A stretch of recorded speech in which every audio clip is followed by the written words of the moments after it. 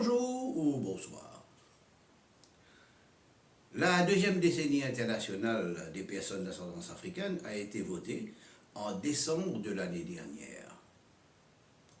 Pour ceux d'entre vous qui ne savent pas, qui ne savaient pas que l'ONU avait décrété une décennie internationale des personnes d'ascendance africaine de 2015 à 2024. C'était la première décennie.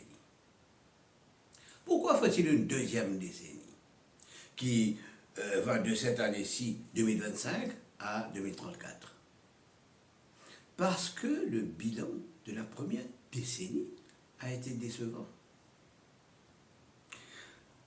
Permettez-moi à ce propos de vous lire les déclarations et autres recommandations des experts des Nations Unies.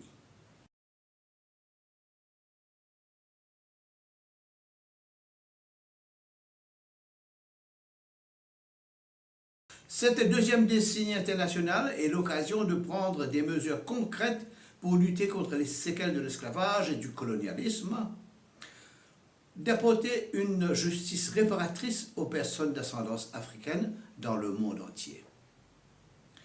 Selon plusieurs experts dans le domaine des droits humains des personnes d'ascendance africaine, la première décennie internationale, bien qu'elle ait constitué une étape importante, n'a pas permis d'opérer un changement véritablement transformateur. Barbara Reynolds, présidente du groupe de travail d'experts des Nations Unies sur les personnes d'ascendance africaine, a déclaré que ces efforts initiaux avaient permis de sensibiliser au racisme anti-noir et aux droits humains des personnes d'ascendance africaine, mais que la volonté politique et l'investissement des États membres avaient été insuffisants. Insuffisants pour ceux des États membres qui y avaient participé. Mais pour les autres États membres, la volonté politique et l'investissement étaient totalement inexistants. C'est le cas de notre pays, l'île Maurice. Le gouvernement précédent a été au pouvoir de 2014 à 2024, soit 10 années qui ont coïncidé avec la durée de la première décennie internationale de personnes à ascendance africaine, mais pas une seule fois il n'a fait mention de la décennie. Il est temps de transformer les discours en réalité, la reconnaissance en décision et les excuses en action, afin de continuer le travail mené dans le domaine de la justice raciale, d'adopter une justice réparatrice afin de redresser les torts du passé. Il s'agit bien entendu des torts causés par l'esclavage.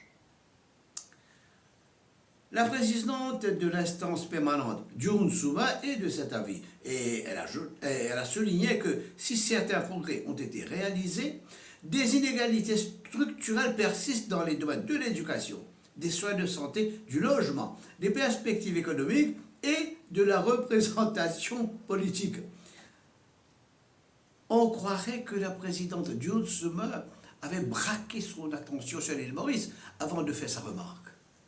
Car c'est justement dans ces domaines que l'on peut témoigner d'inégalités structurelles au sein des Mauriciens d'ascendance africaine.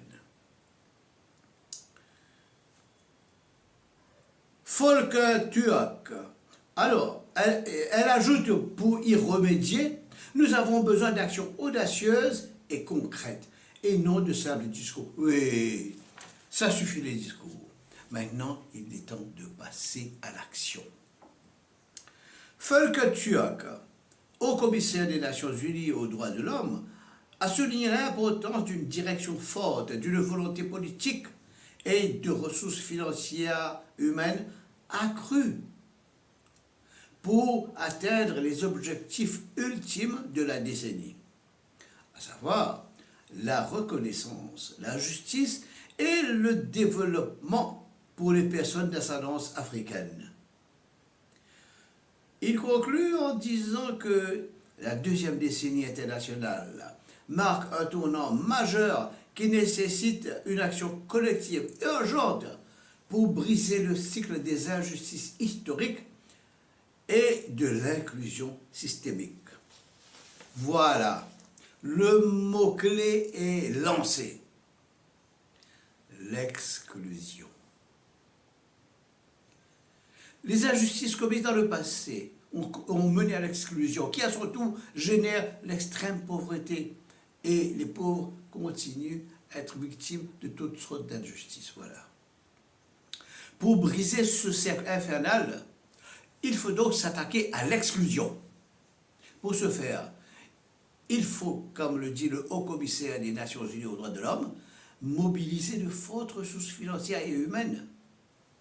Il n'y a que le gouvernement qui puisse disposer de toutes ces ressources.